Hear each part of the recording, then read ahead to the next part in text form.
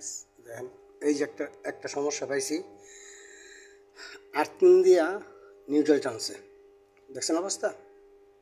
Earthing দিয়ে neutral টানছে, এই জন্য আর্থিনের নিউট্রালের লাইনে আমি জোড়া দিতেছি, এই জন্য ফলো করলাম। কিন্তু সব আরেকটা আর্থিন কই, জানো যে আমার আর্থিন হচ্ছে চারটে হইব, হ্যাঁ, মানে আর্থিন দিয়ে নিউট্রাল টানছে, অবস্থাটা দেখেন। এটা কই, এটা কই গেছে, আরেকটা আর্থিন কই,